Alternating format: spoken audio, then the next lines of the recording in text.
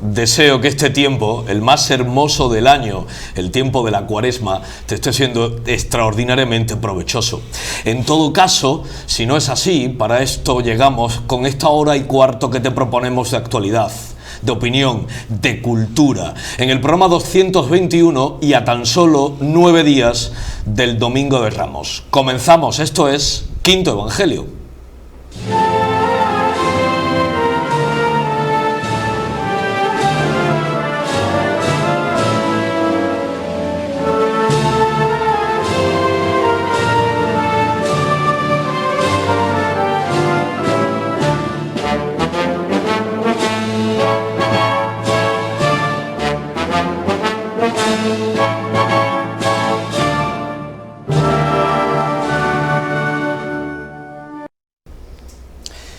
Mi querido Francisco Starling, ¿cómo estás? Buenas noches. Muy bien. ¿Tú qué tal? No me quejo. Estupendo. Mira, Paco, hay veces en la vida en las que uno no puede devolver todo lo que algunos le dais a tantos y a tantas personas. Ajá. Hay a veces en la vida en las que uno evidentemente no puede estar jamás a la altura de lo que muchos cumplimentáis, en lo emocional, en lo personal, en lo académico, en lo ilustrativo y en definitiva en toda la guía. Conmigo tienes una deuda tremenda. Efectivamente, contigo la tengo y creo que de alguna manera también la tiene todo tu equipo. En la jornada de ayer en la que fue su cumpleaños, queremos agradecerle profundamente tantas cosas. ¡Feliz cumpleaños, Paco Starling! Bueno, muchas gracias. Esta sorpresa no la esperaba yo. El riguroso directo. Por lo menos soplando la velita. Y que sean muchos más que los celebremos. Lo mío es de encender velas, no de apagarlas, pero bueno. Eso es. Muchas gracias, muchas gracias. Gracias de corazón, Paco, por tanto que le has dado a la ciudad, a Dios y por supuesto... No me doy por pagado, que conste, esto te lo agradezco en el alma. Ha sido muy bonita la sorpresa, pero no hemos devuelto todavía tanta deuda. ¿Qué te parece si lo que hacemos es contribuir a la ciudad, al mundo de las hermandades granadinas con la cultura, que al fin y al cabo es una de las cuestiones que tanto nos interesan y que tanto nos calientan el alma? Bueno, pues como cada inicio de programa, repasemos la efeméride. Y nos vamos al domingo, cuando en 1940 se bendijo la Virgen de la Victoria, hace 84 años. Tuvo el primer palio blanco de la Semana Santa de España y es hoy un timón para el costalero. Felicidades a sus hermanos y devotos. El lunes 11 de marzo, pero de 1927, nacía la Real Federación de Cofradías, el segundo ente más antiguo del mundo en su género, hace 97 años. Pasado el tiempo, en 1989 era bendecido Jesús Despojado, en la iglesia de San Antón, que ha alcanzado los 35 años de devoción. El martes se vivieron los 27 años del regreso tras su restauración del Cristo de San Agustín.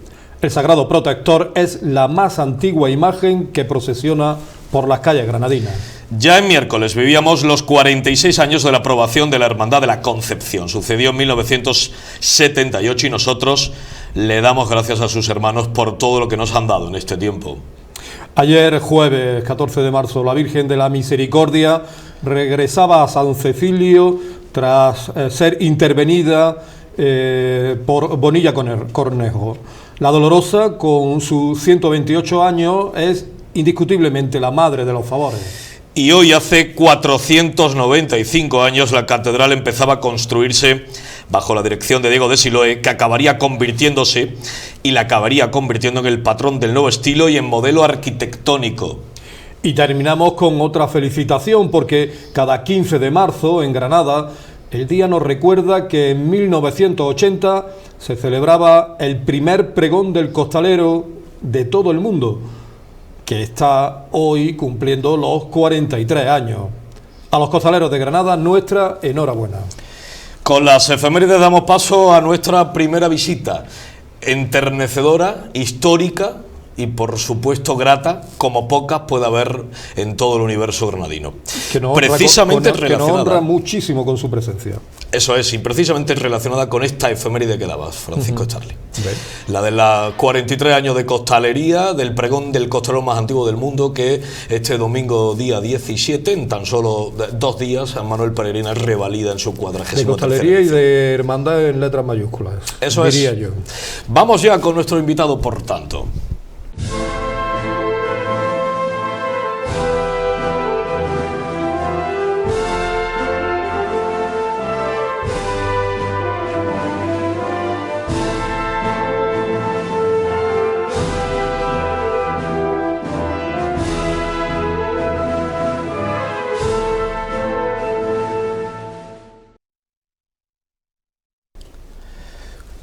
Cumpleañero, ¿cómo presento yo a un titán tan grande de la Semana Santa de Granada?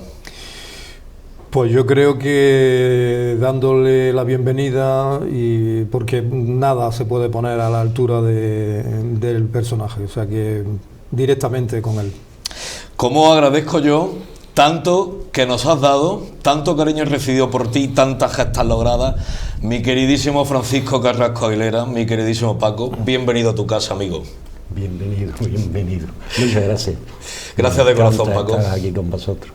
Gracias por tanto, gracias por una excelente historia donde siempre ha primado la humanidad, donde siempre ha sido tu generosidad y tu altruismo, donde has dejado atrás todo lo interesante, donde has creado una familia única y donde nos vas a dar, si las cuentas no me fallan, que no nos fallan porque hemos hecho bien los deberes, el 26 de marzo de 2024, 51 años seguidos, consecutivos y sin fallo delante de un paso como capataz, sí, convirtiéndote en el capataz más largo en trayectoria y decano de toda España.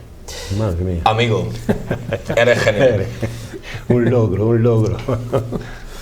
Uno de los muchos, ¿no? Que ha ido acumulando en tu trayectoria, porque la trayectoria es larga, 51 años al frente del martillo, y ¿de cuántos martillos estamos hablando? Bueno, empecé en los favores de crío, porque a mí siempre me ha gustado el sistema, el martillo, el mundo de la costalería, y gracias a mi gran amigo y hermano Manolo Con, inicié con las personas ya no asalariadas en el año 78, ya mandando el primer paso con esas personas, gracias precisamente a Manolo, que fue el que me dijo: Paco, ponte el traje, que es lo que nos decíamos antiguamente, ponte el traje y vete a la placeta de la Concha y espérate allí. Y digo, bueno, me lo pondré, lo tenía puesto siempre, ¿no?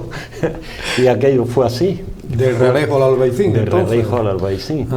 Y allí llegar, a abrir las puertas, salía Pepe Barrales con el paso, al verme le encantó, se alegró: Paco, toma el martillo y llévate. Viene guapísimo con tu traje. Y ya se fue al palio y empecé a llamar, y todo el Manolo que iba debajo y otros tantos decían esa voz, hasta que ya dijo: no, si está debajo de mi Paco. Y ahí empezamos. Y entre el Piqui y Paco Carrasco le pusieron el nombre al Nazareno del Amor y de la Entrega, el cariño. Eso lo bauticé yo, porque, y eso te lo puedo contar. En la Plaza de la Pescadería, ¿no? Sí, señor.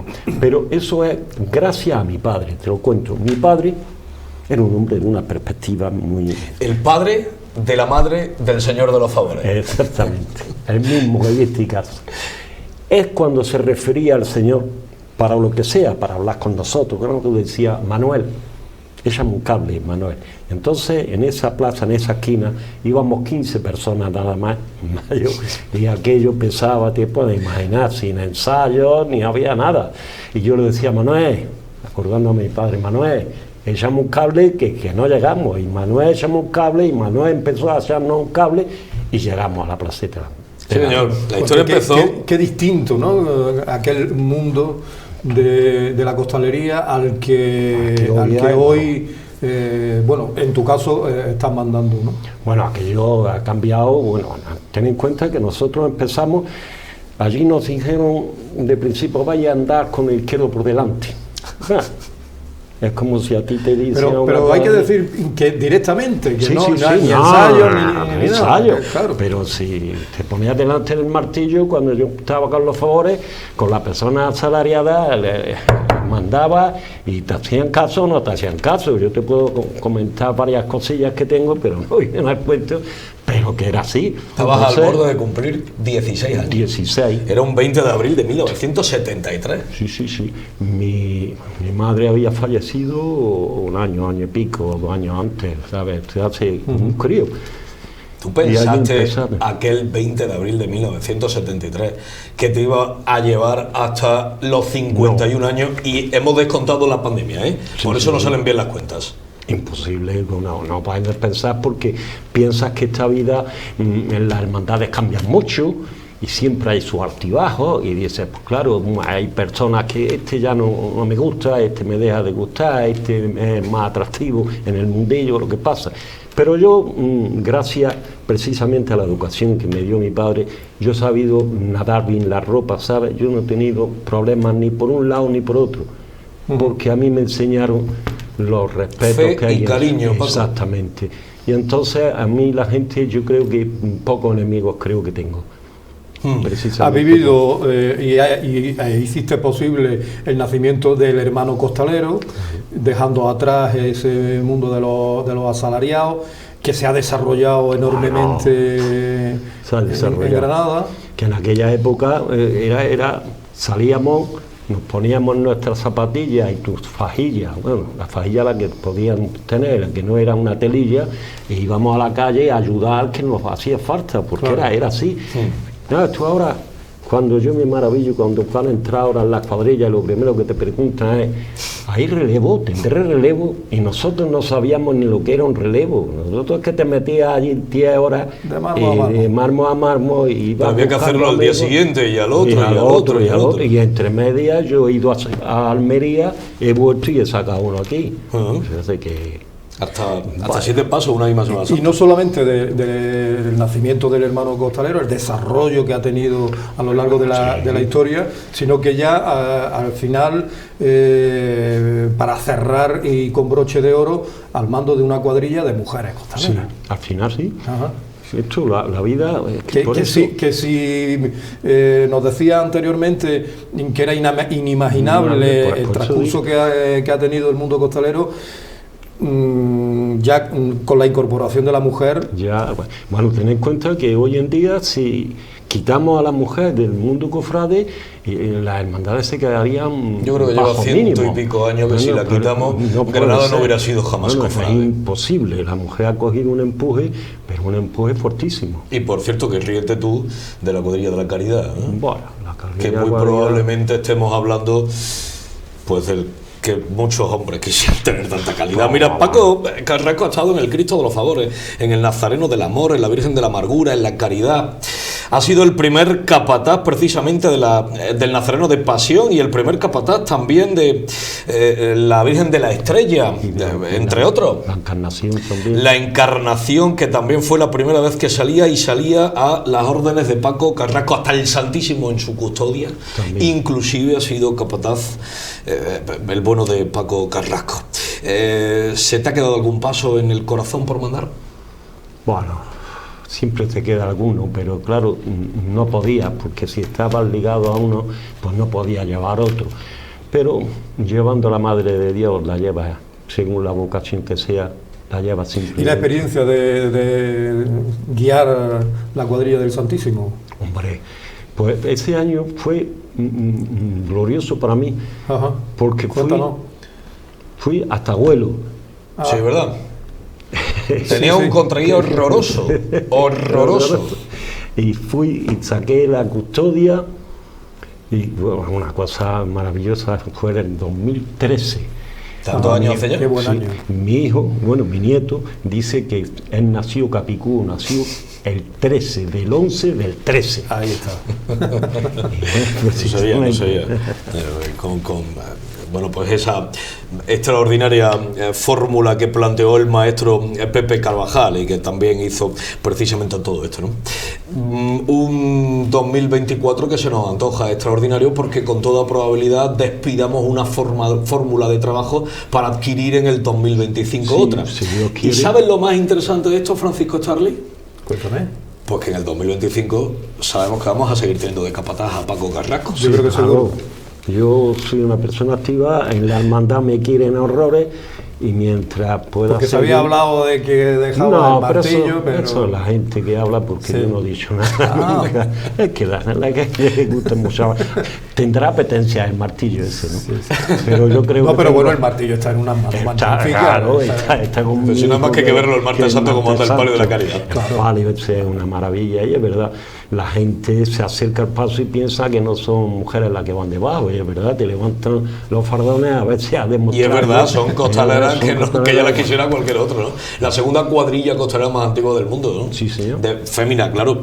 Impresionante. ¿Cómo está la lanzada, La lanzada está en un momento qué hermandad, maravilloso, pero con una fuerza, además, con gente que la tiene allí, trabajadora al 100%, un encanto, vaya, de verdad.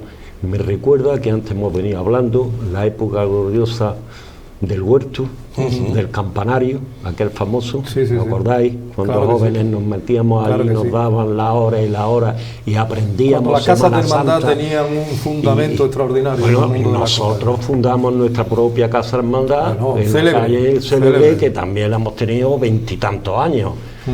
Aguantando, por eso te digo que... Pero se aprendía mucho. El campanario, que es lo mismo que decir el Realejo, Comendadoras de Santiago, la Virgen de la Amargura, porque las dos vocaciones, ¿no? Amargura y caridad, han marcado tu trayectoria. Sí, claro. Bueno, en lo costalero, pero también en lo devocional. Sí, hombre, yo soy favor de nacimiento, porque soy de favores antes de estar inscrito en el juzgado, vaya. Claro. Paco, perdóname, porque eres excesivamente humilde. Una hermandad casi 2 veces milenaria en nómina como favores, tan grande, tan fuerte, y tú eres su hermano número 1. Número 1, sí. Y es algo que no cuenta. Y alguien que fuese el hermano número 1 de una cofradía como favores, lo tendría curriculado, claro. Lo tendría incluido en su currículum vitae. El hermano número 1 de favores. Pues sí, toda la vida. Entonces, apartando eso, pues empezamos en cuestión de costaleros con la Amargura, en la cual estuve sacando 20 y tantos años, que inclusive aquí tenemos costaleros, sí, señor. Pues en aquella época sacaban como con 14, 15 años, se venían, los rodeábamos con gente un poquito más, claro. Aquí tenemos uno, y como eso, y de ahí para adelante, muchísimo. 19 años ya, además, en el palio de la caridad. 19, si Dios quiere, ahora en el 26 de marzo, Dios mediante, ese martes santo serán 19 años, que son los costaleros nazarenos, Paco. Eso es otro nacimiento propio nuestro. Pues mira, pues gracias a esas cosas se fundó, salíamos de la Concha, se fundó un pedazo de hermandad que ahí está, en Nazareno, se fundó una cuadrilla nueva y las cosas por los destinos al final vuelve al mismo sitio. Por eso Dios nos pone a cada cual en su momento y hace los caminos ahí, te dice, pues giros, pero al final está donde está. Y, claro, porque tu generosidad es tan grande que no solamente te dediques al mundo del martillo, de la trabajadera, sino que también ocupas cargo en la Junta de Gobierno de Hermandad del Nazareno. Del Nazareno, sí. Estoy en la Junta de Gobierno, estoy de conciliario. Uno de sus hermanos fundadores, sí, claro. El creador de esta cuadrilla que se prestaba a las demás que necesitaran, esas hermandades que necesitaran de costaleros en un momento determinado, que fue mítica, legendaria, sí. Que ha conseguido nada más y nada menos que estar todos los días de la semana sacando pasos, incluso yéndose a Almería, como nos decía antes. Sí. Y yéndonos también para llevar y ver la madrugada en Sevilla y volver y llegar corriendo aquí después de estar toda la noche y sacar el Cristo de los Favores a las 5 de la tarde. Por eso te digo que, pero claro. Oye, y en Motril que sacas por vez primera, a la primera vez que sale a la calle la Virgen de la Amargura. Sí, es verdad, otra amargura en el cerro. Eso es, en el santuario patronal de la Virgen de la Cabeza.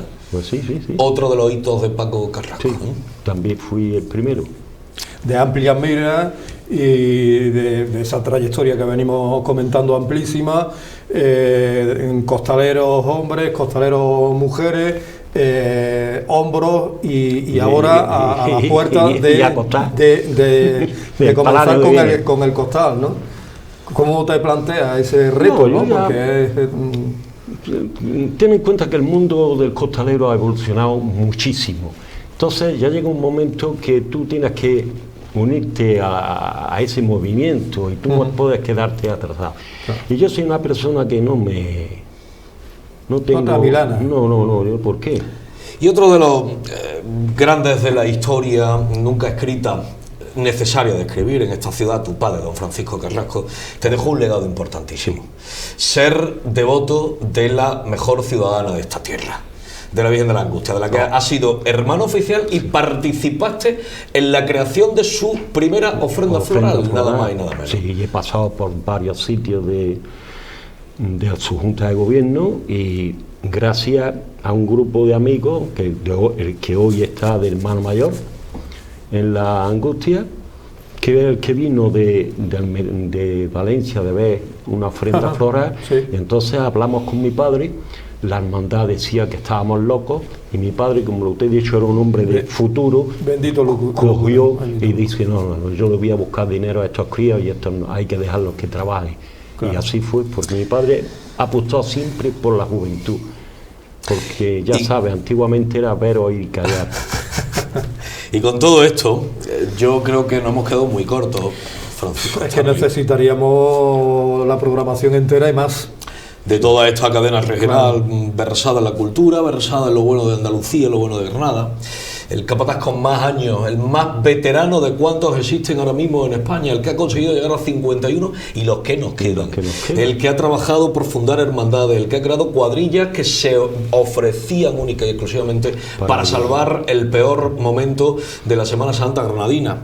El que ha inventado acciones y tantas otras cosas. Y al final, Paco, el que antes de hablar de ti, eras capaz de hablarnos de otro. Yo sí. Y yo necesito que me cuentes quién era Manuel Ocón Rojas. Manolo ha sido mi compañero, ha sido mi hermano. Míralo, ahí está. Ha sido, bueno, hemos estado hombro con hombro 41 años juntos en el Ayuntamiento de Granada. Cofraderos los dos. Era un enamorado de mi padre, al que lo quería a horrores. Y qué puedo decir ya, que no ha dejado muy pronto, que yo lo he hecho muchísimo de menos, porque es verdad, era una parte mía. Yo lo único que sé es que con gente como vosotros algunos aprendimos que era mucho más importante ser buen ciudadano, buen cristiano y por supuesto buen cofrade, y luego ya lo demás vendría por añadidura. No tenemos forma de pagaros tanto.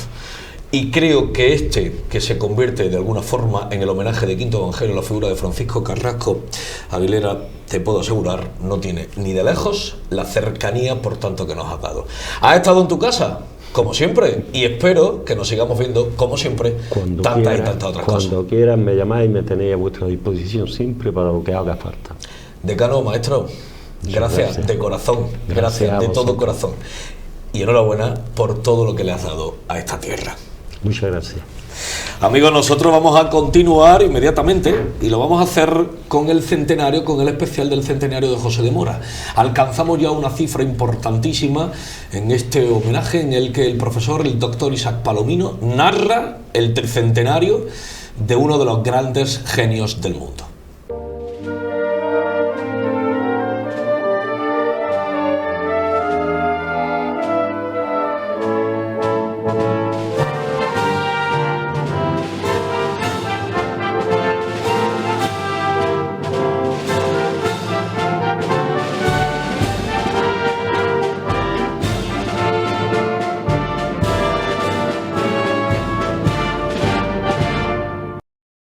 Cerrando el círculo artístico familiar, encontramos al último de los vástagos del matrimonio Mora López, Diego Antonio, bautizado el 30 de noviembre de 1658 en la iglesia parroquial de San Matías de Granada. Su nacimiento debió producirse en los 2 o 3 días previos, desarrollándose su infancia principalmente en este barrio de San Matías. Aproximadamente en 1680 conoce a la que será su esposa, Ana de Soto y Estremera, cuando entra a servir como ama de llaves en la casa paterna. 2 años después, el 25 de octubre, contraen matrimonio en secreto y así se mantuvo hasta la muerte del patriarca 2 años después, cuando se hicieron las gestiones oficiales. El matrimonio mantuvo su residencia en la casa taller familiar de los Mora. Acogieron en su hogar a Francisca Ruiz Velázquez y Aybar, hija de unos amigos del escultor fallecidos, siendo tratada como la hija que les negó la naturaleza y como tal respondió a sus nuevos padres. Atendió a Diego de Mora desde su viudez en 1710 hasta su muerte el 16 de enero de 1729. Además de la escultura, como fuente de ingreso, tuvo Diego en algún momento el arrendamiento de una casa y de ganado. Al igual que sus hermanos, la formación artística de Diego se desarrolló básicamente en el taller de su padre. En el mismo recibió también la maestría de su hermano mayor, la cual le acompañará gran parte de su vida. Será en una tercera etapa, la que alcanza y lleva hasta el final de sus días, donde manifieste la concreción de su estilo propio. En este último periodo, desarrollado en paralelo con el siglo XVIII, demuestra Diego de Mora una evolución desde formas más rotundas hacia un modelado más suave y elegante. Diego Antonio de Mora retoma en sus obras grafismos propios de la producción de Alonso de Mena, tales como los perizomas de gran desarrollo en su caída. La maestría de Alonso Cano se hace patente en los volúmenes que Diego de Mora otorga a las figuras de frailes y clérigos, ayudado por un desarrollo amplio de capas, en especial de tipo corto.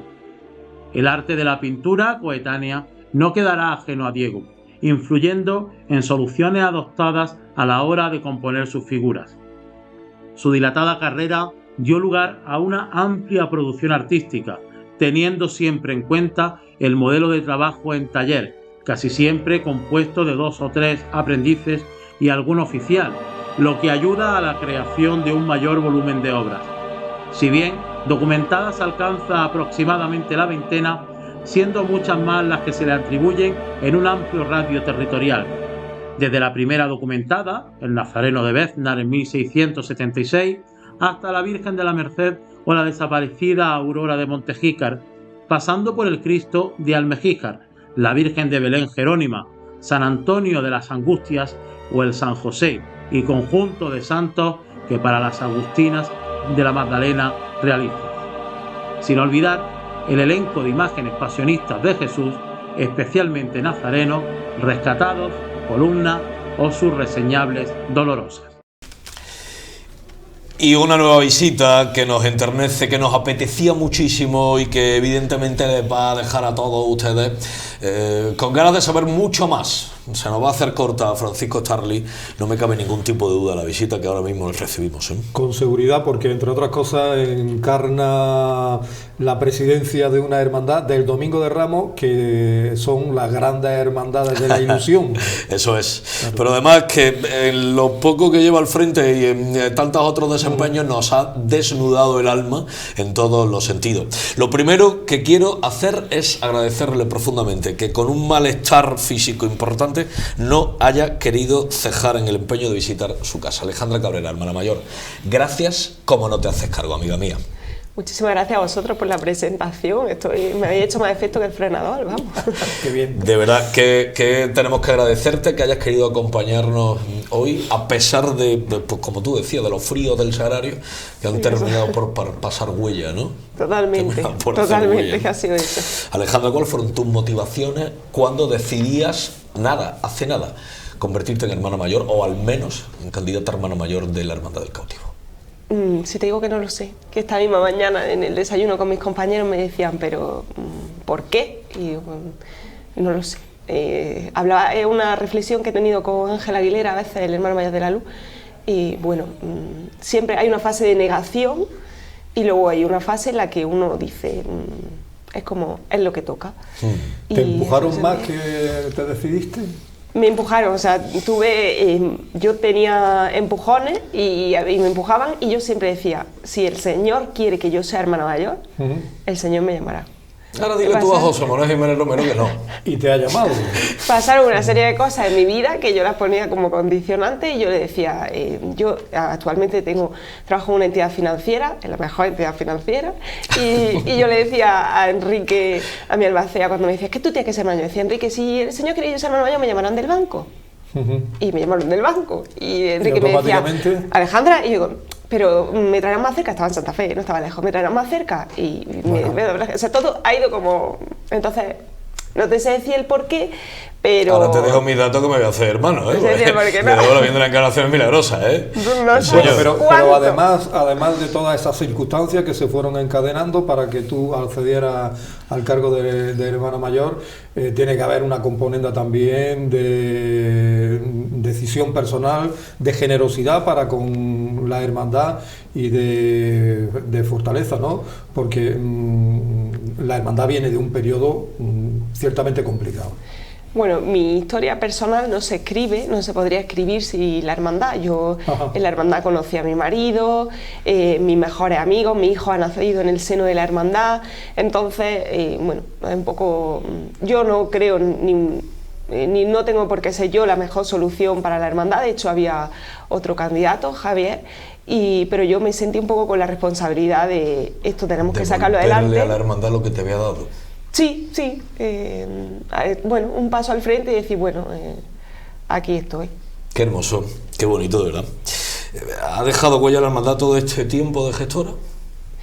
Bueno, la gestora, yo además estuve en la primera fase con Franjo, sí. y luego en la segunda fase no estaba en Junta de Gobierno, pero sí era diputada mayor de Gobierno y he estado trabajando de cerca con ellos han hecho una gran labor a nivel administrativo, que hacía falta, que era necesario. La hermandad se ha ajustado a los cánones que el derecho civil, en este caso, exige y a nivel de asociación, identidad jurídica, que es lo que es. Y bueno, ya la parte más litúrgicamente también, bueno, eso nunca se ha perdido, porque la hermandad siempre ha tenido sus cultos y tal, salvo en la pandemia, lógicamente. Y además, Entonces, eso nunca se ha perdido, siempre ha estado, salvo en la pandemia, como en todas. Claro. Y bueno, ya la fase de crecimiento y a nivel patrimonial, a nivel también litúrgico y de formación, pues ya es verdad que la gestora ahí se quedaba corta. ¿Y cuáles son las metas que te propones en tu mandato? Bueno, pues las metas son muchas. De hecho, hace poco me preguntaban en una entrevista, ¿qué proyectos? Digo, lo que quieras, es que tengo un abanico de proyectos, vamos, en lo que tú quieras, porque hay muchos, pero sí que es verdad que hay que centrar un poco el tiro. Bueno, pues a nivel litúrgico, creo que en todas las hermandades se necesita mucha formación, en la nuestra no es menos, y entonces queremos seguir esa línea en cuanto al culto, porque es lo principal. Tanto nuestros sagrados titulares, que es lo que mayormente la gente conoce, que son el cautivo y la encarnación, pero también al Santísimo Sacramento, porque somos hermandad sacramental. Claro. Entonces, y de las más decididas, y de las que siempre han contribuido con la fiesta grande de la ciudad y del cristiano.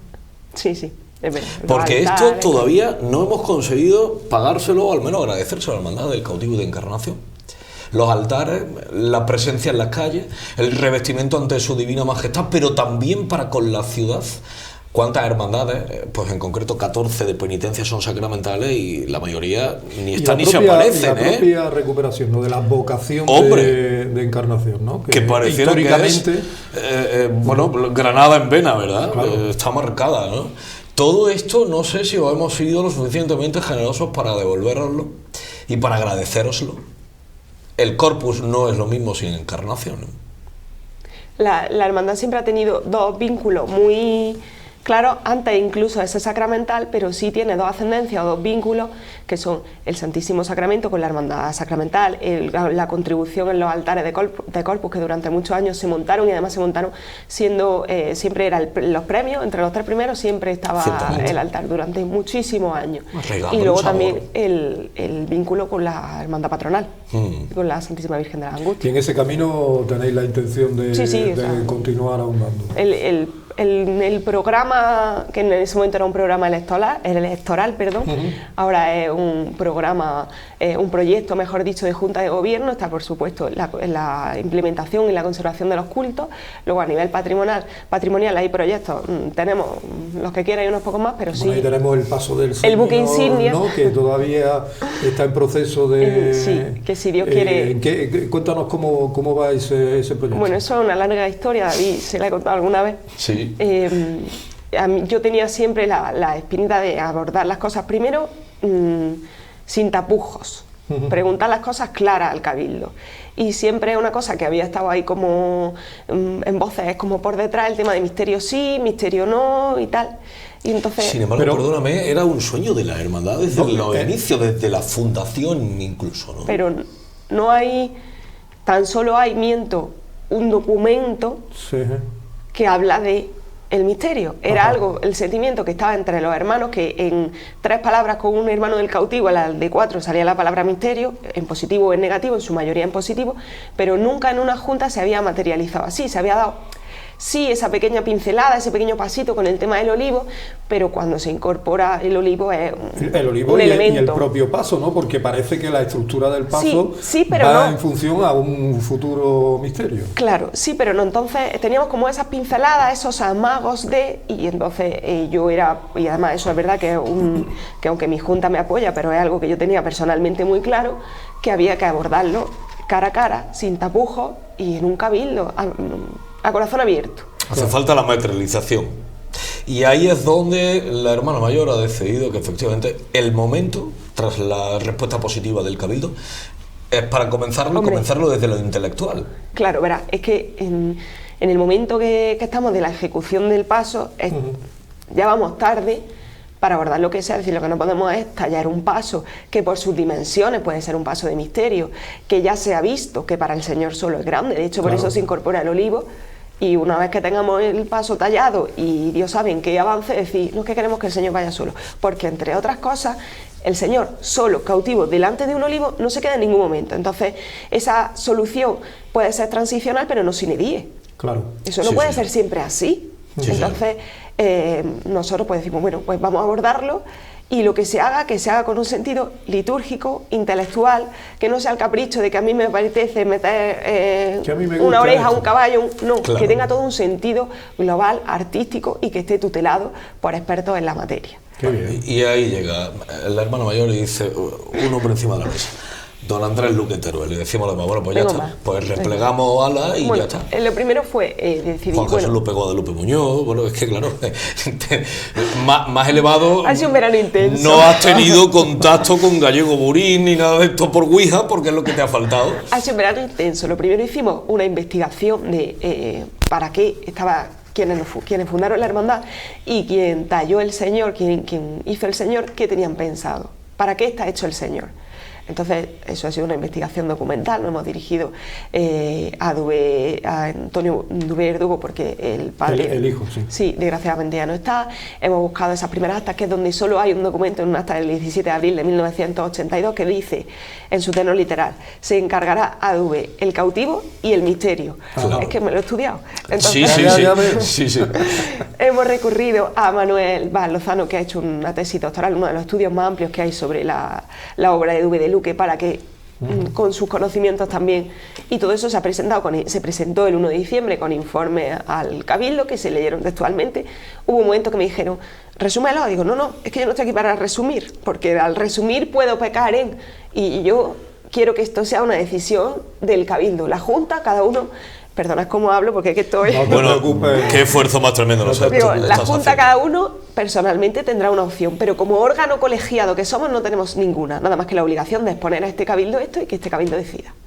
Y ese Cabildo, por una mayoría absoluta, muy absoluta, decidió que quería un misterio. 43 años de historia corregida y cientos por venir desde la intelectualidad, insisto. Pero nos dices que va a esperar... por lo menos bajo tu mandato, a primero realización del paso Y luego el misterio es que esto va más allá. A ver. Entonces ahora la siguiente fase es que en ese mismo cabildo se aprobó una comisión de expertos, porque volvamos lo mismo, me decía, yo no quiero que mi hijo me reproche que a mí, o que había una moda, que se gustaba algo y que esté, ¿no? Claro. Que todo tenga un sentido. Los pasajes en los que puede presidir la figura de Jesús cautivo son muy amplios. Entonces esa comisión nos va a ayudar a acotar y a que sea el Señor, por boca de ellos, quien diga para qué está concebido. Claro. ¿Qué ha de enseñarle a Granada y cómo ha de estimular la fe del granadino? Sobre eso se encargarán proyectos, y en los proyectos, porque a ese cabildo también vino, porque lo visitamos también a Francisco Verdugo, que es el tallista del Paso, y nos expuso allí que bueno, que el Paso se puede, esto fue antes de que se votara, ¿no?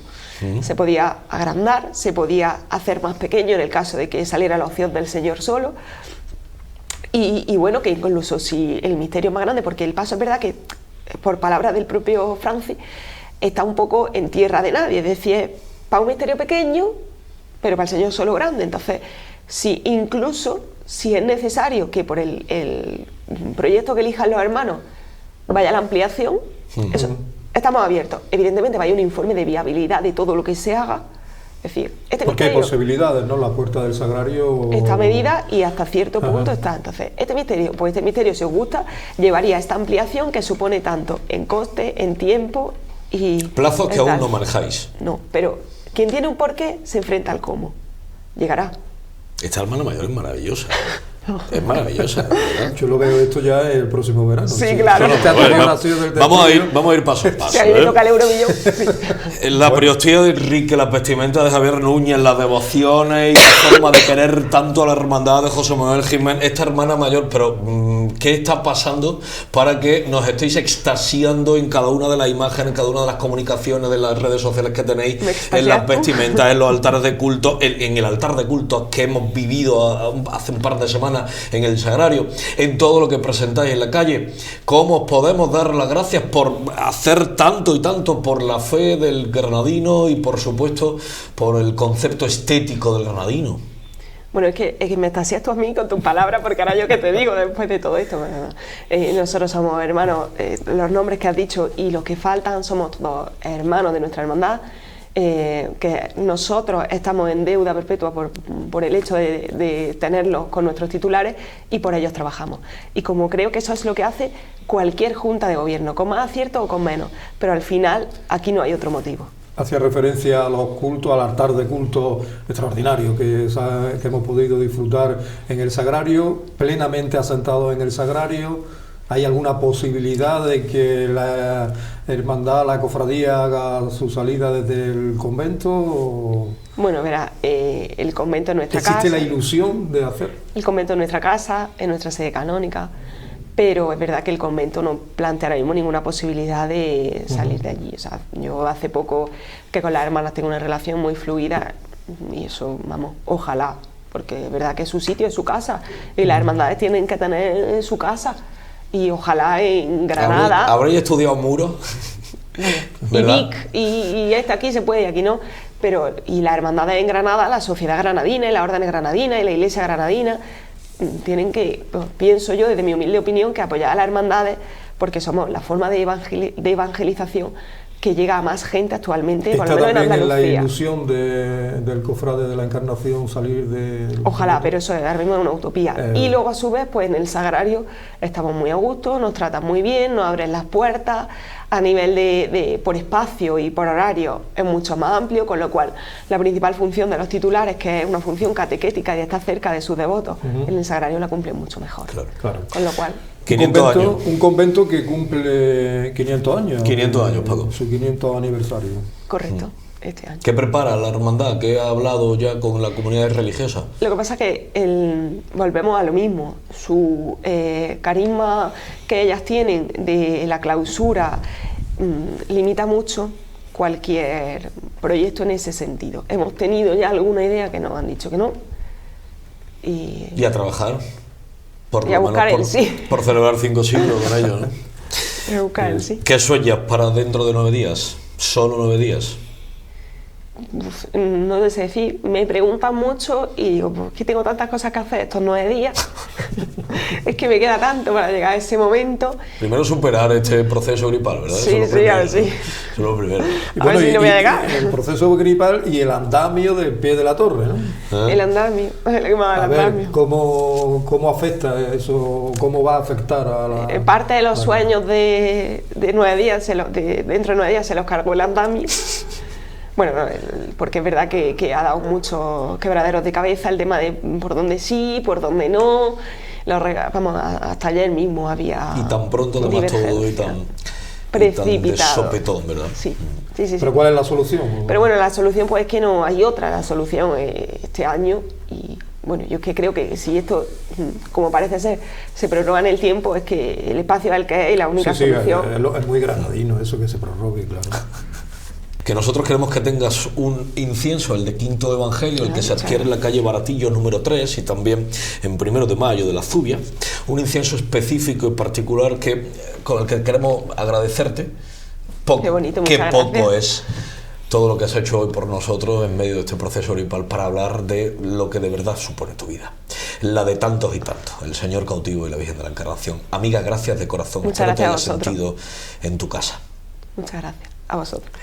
Vamos a continuar y lo hacemos proponiéndote un alto en el camino, unos consejos para que inmediatamente regresemos hablando nada más y nada menos que de Pablo de Rojas y dándole todos los parabienes a los orgiveños, a los alpujarreños que hoy tienen en el Cristo de la Expiración a su principal devoción por las calles.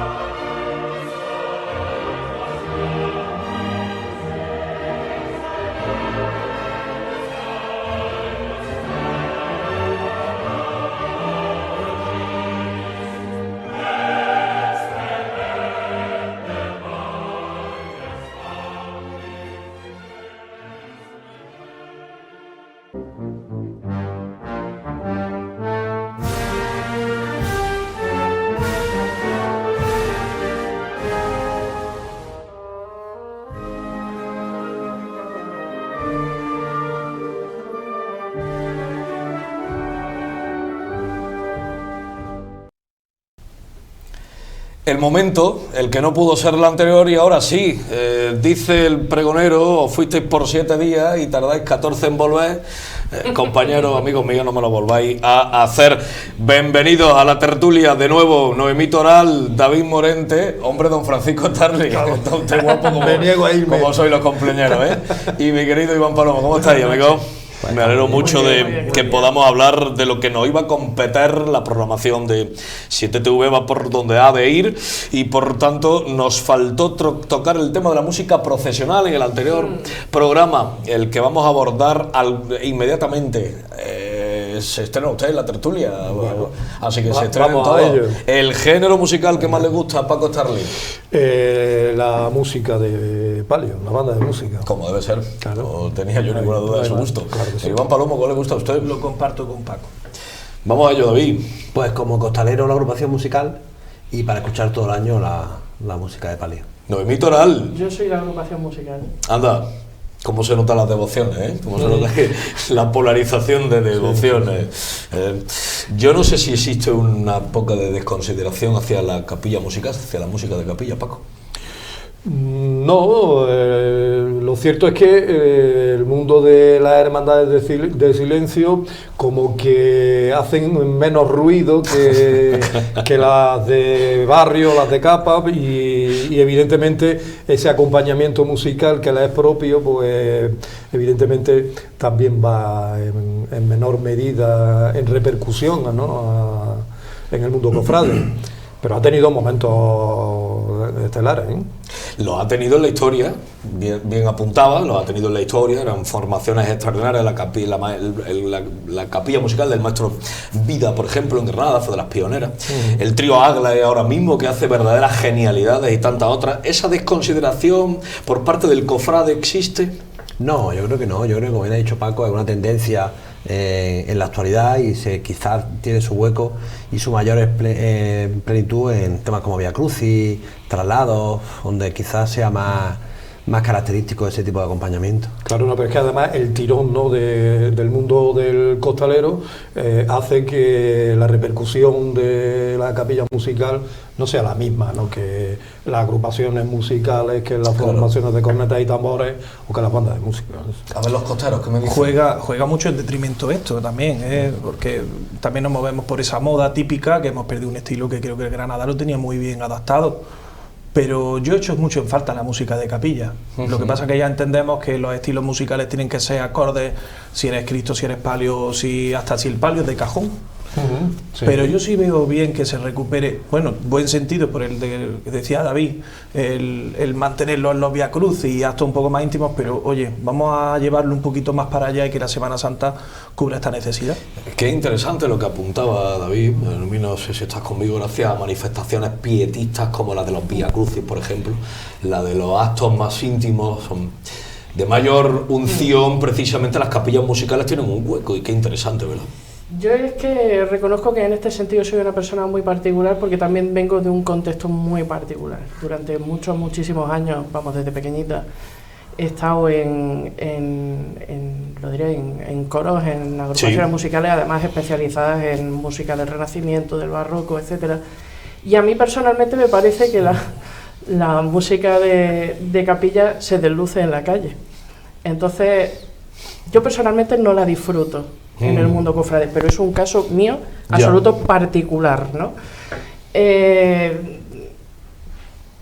¿Realza? Sí, por supuesto, ayuda muchísimo a lo que comentabais, ¿no?, a la intimidad, ¿no?, a crear una atmósfera de recogimiento y de oración, ¿no? Y precisamente en esos momentos puntuales, pues como pueden ser unos Vía Crucis, unas veneraciones especiales y tal, yo creo que es el contexto más adecuado. Y si una hermandad del silencio, considero que debe ser de silencio total. Absoluto. Sí. Pero ha abierto una ventana interesantísima en Noemí Torrell. La intimidad, la fórmula que algunos también decidimos mostrarle a los espectadores devotos y que como espectadores queremos vivir en hermandades del silencio. Os digo de alguna otra manera lo que otro pregonero: cuánta falta hace el silencio, y más en una sociedad que solo valora el folclore. Paco, hermandades del silencio. Bueno, tienen su sitio y ocupan su espacio en el panorama devocional del cofrade. Yo no entiendo que sean en detrimento, ni en más ni menos que cualquier otra hermandad, sino muy al contrario. Tienen una personalidad quizás más marcada incluso que el resto. No, para mí no es a menos. Vaya por delante el esfuerzo tremebundo, extraordinario, generoso, épico, fraterno que hace la Hermandad del Rescate en su cortejo, en su discurrir penitencial del Lunes Santo, para no interferir en la Hermandad del Cristo de San Agustín, pero es irremediable. No tiene por qué hacer esfuerzo ninguno. Ellos hacen una generosidad increíble. Ellos hacen su estación de penitencia por el recorrido que tienen marcado. Y bueno, es que ese es el sonido de la calle en Semana Santa. El rescate llega a bajar incluso a a la costa para intentar no molestar a la hermandad del Cristo San Agustín. De verdad, tenemos una suerte en esta ciudad con hermandades que se entienden y que quieren respetar, pero las hermandades de silencio, David Morente, tenemos, sí, porque formamos parte de ellas, un problema, y es que nos cuesta, evidentemente, lo que queremos expresar y de la forma en que la queremos expresar, que la gente lo reciba, ¿no? Yo creo que Granada ahí tiene un debe, y es una falta de formación en las ceras de que las hermandades de silencio existen y que las hermandades de silencio les gusta ir en silencio. Yo soy costalero de la Virgen de Consolación y todavía levantamos el palio y aplauden. Sobre todo la calle Ganivet. Bueno, son cosas que yo no puedo entender. Son cosas que yo no puedo entender, que como cofrade que practico el amor a las cofradías durante todo el año, me gustaría que fueran que haya 3 aplausos y que 2 sean en la calle Ganivet para hacérselo mirar, ¿eh? Queremos ampliar la silla. Por favor, que la quiten todas, porque si este es el nivel, que la quiten todas, oiga. ¿Cómo vamos con las hermandades de silencio? ¿Cómo se entienden en las calles granadinas, Iván Palomó? Pues se deben de entender como así se muestran. Es decir, son hermandades con una tipología, se apunta muy bien por parte de David, son hermandades que si son de silencio deben de salida a esta entrada. Y nos falta ese punto educacional. Hay que respetar, hay que entenderlo primero. Y eso es donde tenemos el punto de mira. Y hay que cuidar mucho la seña de identidad y el tipo de formación y de transmisión hacia esta parte litúrgica que ofrece y que quiere el hermano de silencio. Y esto hace que las hermandades o los hermanos que no son de silencio tengan un poco más de empatía hacia esta idiosincrasia. Sí, bueno, es una pescadilla que se muerde la cola, ¿no? Es un todo, porque claro, obviamente todos nos contagiamos de pues lo que comentábamos, de la atmósfera. Es cierto que se ha perdido mucho civismo, porque también se ha perdido mucho sentido de lo sacro en la sociedad en general. Entonces, pues, lógicamente hay muchísimo turismo también y el turista no tiene por qué conocer cuáles son los usos y las costumbres. Pero es que en general la sociedad granadina, de España en general... Yo no estoy de acuerdo contigo. No, coméntame. Yo voy a la Capilla Sixtina, yo no soy de allí, me pongo a ver la flamenco en la Capilla Sixtina, mire usted no. Usted viene a una ciudad donde no le mandan silencio y si todo el mundo está callado, pues usted tiene que estar callado. Yo entiendo que cuando vas a un sitio tienes que informarte y saber qué es lo que está dando, pero es que lo peor no es eso, lo peor es que los que aplauden no son turistas. Ya, por eso es que no había terminado. Es que no había terminado, efectivamente. Lo que quería decir es que es una falta de civismo tanto por parte del turista como por parte de, en nuestro caso, de los granadinos. Del propio. Por lo que decía, porque se ha perdido ese respeto, ese conocimiento de lo sacro, ¿no? Y ya no se entiende de la misma manera que antes el que si tú tienes unas imágenes, aunque no compartas esa religión o esas costumbres o lo que sea, pues tienes que mostrar un respeto y un saber estar y unas formas, ¿no? Pero no es falta de conocimiento más que de respeto, porque el que se queda aplaudiendo en el silencio no es por falta de educación cofrade, de saber en qué momento y a qué hermandad está contemplando. Pero es que el cofrade vive en sociedad y yo creo que vive contagiado de la sociedad. Es que, como digo, es una pescadilla que se muerde la cola. Es que todo influye en todo. ¿Cuál es el origen? No sabría decir. Pero no creo que sea exclusivamente culpa del cofrade porque no tiene cultura cofrade, o que sea culpa total de la sociedad porque X, o del turista porque no sabe. ¿En qué momento ha fallado? Bueno, eso ya da igual. Hay que trabajar en reeducar y volver a crear el ambiente para que la gente se contagie y aprenda. Sí, claro, pero es que nos estamos refiriendo habitualmente a la hermandad del Cristo de San Agustín. La del silencio parece que está más a salvo de esto porque tradicionalmente el granadino sí que ha contemplado a la hermandad del silencio como hermandad de silencio. Y de buena primera también ayuda. La luz oscura ayuda y para algún gracioso de turno también ayuda para lo contrario. Sí. Pero yo creo que en este aspecto también se ha desarrollado mucho el saber estar del cofrade respecto a la participación desde la acera con el resto de hermandades, porque En la Hermandad del Cristo de San Agustín también hay una evolución a ese respecto. Y yo creo que es a bien, ¿no? Es a bien, va creciendo, pero por ejemplo la Hermandad de Jesús Despojado nos propone una fórmula penitencial propia, la suya, porque vaya acompañada musicalmente hablando no quiere decir que requiera de ir aplaudiendo a las levantadas, o ir aplaudiendo solo, ir aplaudiendo, que por cierto, no existe folclorismo en la interpretación, en el repertorio que lleva en ese acontecer la banda propia de Hermanos, la de Jesús Despojado. ¿Por qué hay que aplaudirlo todo? ¿Por qué hay que aplaudirlo todo? Esto es como los que van a las plazas de segunda, la ovación, que aplauden cualquier faena mala en cualquier momento. Y bueno, es una expresión de emoción. Entonces, la emoción es una cuestión muy individual que se puede contagiar al resto, pero es algo que nace desde dentro, ¿no? Entonces, la ovación no es algo que haya que criticar como que se da gratuitamente. ¿Tú te imaginas la Hermandad del Rosario volviendo sin aplausos? No tendría... Claro, pero ahí tiene usted el hueco para aplaudir, no en el Despojado, no en el Nazareno, no en el Vía Crucis. Pero volvemos a lo que estamos hablando todo a la mesa de tertulia, que bueno, que falta cada vez menos, por suerte, ese tipo de formación y que tenemos que seguir caminando hacia conseguir. Que hay que tener en cuenta que este tipo de hermandades a las que estás haciendo referencia están mostrándose de una manera novedosa en el mundo de la Semana Santa de Granada, de alguna manera, aunque pensemos que llevamos demasiados años, pero no es así. No con estos patrones, claro, sí, son nuevos. Ciertamente. Iván, tú que has formado parte de formaciones musicales y que te has entregado también a este campo, voy contando. Tenemos 5 hermandades al día, casi todos los días, y tenemos muchas bandas. Y yo no sé si tanta banda para tan pocas hermandades diarias. ¿Cuánta banda tenemos, no? Y a veces tenemos que sacrificar a muchas de nuestras formaciones, ¿no? Pues mira, deberíamos de reivindicar un poquito más. Pasaba el año, no lo puedo confirmar, pero fueron de los primeros años que la Hermandad del Triunfo y la Hermandad de la Lanzada hacían procesión, sí, en el que ambas hermandades tenían bandas propias y lo que hacían era ayudarse. En el Cristo tocaba la banda de Ripoll, la banda del Triunfo, y en la Virgen tocaba su propia agrupación musical. Claro. Pero es que llegaba el Domingo de Resurrección y lo hacían de una manera sin coste económico, pero se ayudaban y al final las bandas granadinas prevalecían. Es verdad que se sacrificaba un estilo musical. Bueno, yo no estoy tan de acuerdo de que un palio siempre tenga que llevar banda de música, evidentemente cornetas no, pero bueno, esto pasó durante unos años.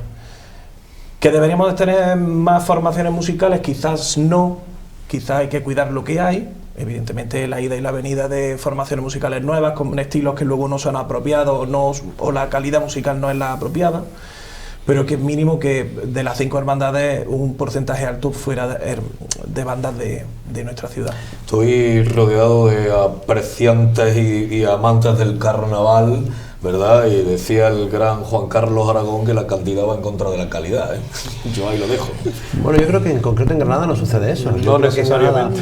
Sí es cierto que hay demasiadas formaciones musicales, pero creo que las que hay, el nivel cada vez es más alto, ¿eh?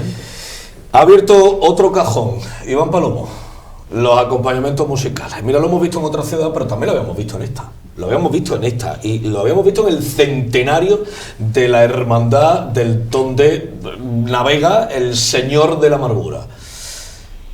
Una banda de música acompañando a un paso de Cristo. Pareciera una locura, ¿no? Pero como ya lo hemos visto en otras ciudades, parece que la locura es menor.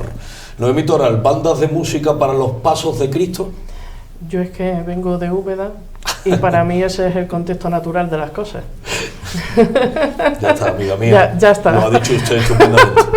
Y David, amigo. Sí, yo hay imágenes que no me desagradaría, la verdad. Yo hay imágenes... De hecho, el Señor de la Paciencia hace muchos años, en los años 80, le acompañaba a la banda municipal de Granada hasta que abandonaba la catedral y a partir de ahí se volvía en silencio. Y otro año se volvía con la decana, con la que este año cumplimos 35 años. De fondo de anta sonando detrás del Señor de la Paciencia. Estoy teniendo ahora mismo un infarto de miocardio. Qué maravilla. Brutal, Paco. No quiero ni preguntarte porque entiendo. No, yo sí sería partidario, no de manera generalizada. ¿Cómo? Porque el desarrollo de la música cofrade nos ha llevado a este momento en el que hay una definición muy adecuada para los pasos de Cristo y para los pasos de Virgen, pero no debe de ser, exactamente, no debe de ser excesivamente encorsetada. Claro. Creo que se pueden dar. ¿Por qué debe haber una regla tan estricta cuando pareciera que lo sonoro, lo musical, lo bueno, como muchas veces habéis dicho por aquí, ¿verdad? Lo bueno es bueno y ya está, y no hay más, ¿no? ¿Cómo lo ves tú, Iván? Yo voy a poner ejemplos y que decida la gente, ¿no? Sí. Nuestro Padre Jesús Nazareno, nuestro Padre Jesús de la Morir Entrega, y ahora al contrario, el Palio de la Estrella con su propia agrupación. Esto hay que escucharlo y verlo.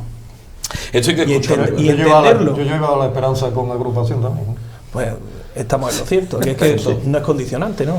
Pero es casi necesario, no de una manera generalizada, pero oye, ¿por qué no vamos a apostar por esto? Granada se ha visto en otras ciudades y creo que va a cundir el ejemplo, pero que no sea porque se haya visto en otras ciudades, sino porque lo bueno es bueno, lo haga y lo diga Agamenón o lo diga su porquero. Voy a ir inmediatamente a la marcha de vuestras emociones, donde los poros de la piel se abren en tres.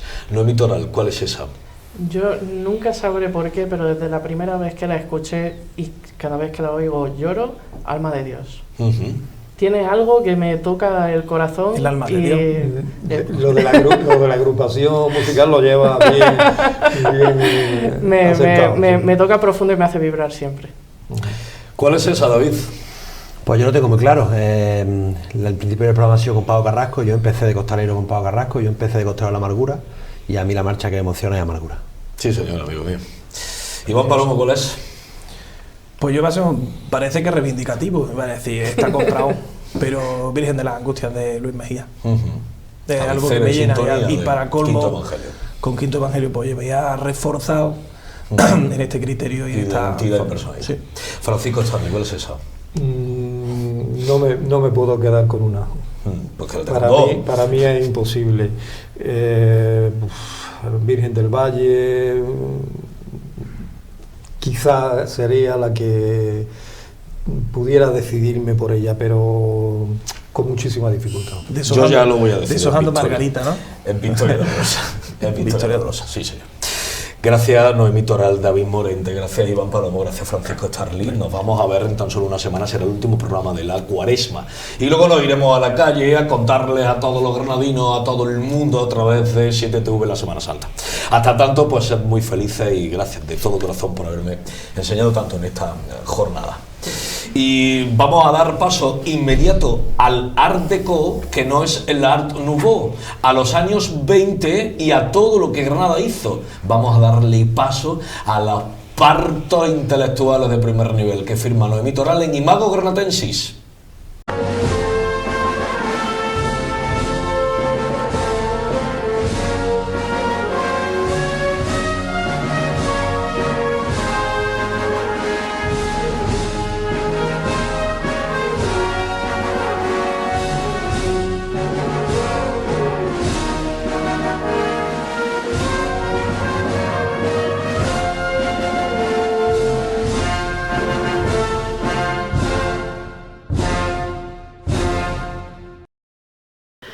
La historia de la Semana Santa de Granada es larga pero accidentada. Lo que sí ha sido constante en el tiempo es el tesón de sus cofrades, que la han mantenido a flote. Por esto, nuestros titulares tienen una larga tradición devocional, pero la historia de nuestras hermandades es complicada. Por eso, por poner un ejemplo, nuestro Padre Jesús del Rescate celebró en 2018 sus 300 años, pero la actual hermandad que lo venera celebrará el año que viene su primer centenario. El siglo XIX fue desastroso en nuestra ciudad. Las reformas borbónicas, la invasión francesa y las desamortizaciones prácticamente aniquilaron el histórico mundo cofrade granadino. No obstante, cuando las circunstancias fueron propicias, este volvió a resurgir. Entre la Primera y la Segunda Guerra Mundial, es decir, las décadas que van de la decena a la treintena del siglo XX, hubo un boom de hermandades refundadas y de nuevo cuño. Comenzaba una nueva etapa. Coincidente con este periodo de tiempo, se puso de moda un estilo llamado Art Deco. Este fue la evolución del Art Nouveau o modernista que todos conocemos por los carteles de Alphonse Mucha. Las formas naturalistas y fluidas del Nouveau se geometrizaron influenciadas por la innovación tecnológica, la Bauhaus y hallazgos como la tumba de Tutankamón. Este movimiento abrazó la contemporaneidad implementando formas y materiales propios del diseño industrial a la vez que se fascinaba con Asia y la arqueología. En Granada tenemos como máximo exponente de esta tendencia el Carmen Rodríguez Acosta, que mezcla magistralmente el paisaje granadino con arquitectura tradicional y deco, antigüedades y arte vanguardista. Y es que el propio José María Rodríguez Acosta, junto con el genial Gabriel Morcillo, fueron excelentes representantes de dicho movimiento en su versión española. Porque, como siempre, aquí hacemos las cosas a nuestra manera, y el estilo cinematográfico e industrial propio del deco lo pasamos por el tamiz del orientalismo y el casticismo de gusto regional, y es de esas fuentes estéticas que bebió la Hermandad de la Alhambra para diseñar su espectacular paso. Porque el arte religioso y cofrade no es ajeno a la vanguardia. El grandioso Francisco Palma Burgos trasladó el deco a la imaginería, y las iglesias españolas contemporáneas son herederas directas de esta corriente, porque hemos sido maestros en no copiar, sino en llevar a nuestro territorio y convertir las tendencias en algo diferente.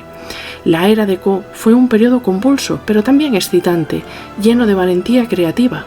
Sería un hermoso homenaje a nuestra etapa refundacional cofrade inspirarnos en el Art Deco para recordar de dónde venimos e innovar. Si te hemos hecho pensar, si te hemos enseñado algo nuevo, si te hemos descubierto a los cofrades de la ciudad y, en definitiva, si en esta hora y cuarto has disfrutado de Dios y de Granada, objetivo cumplido. Te esperamos en tan solo 7 días, en la semana que viene, donde volverá a aparecer Quinto Evangelio. Hasta tanto, quédate en tu casa, en 7TV, en la de los andaluces, en la de los granadinos. Gracias de corazón, amigos. Hasta la semana que viene.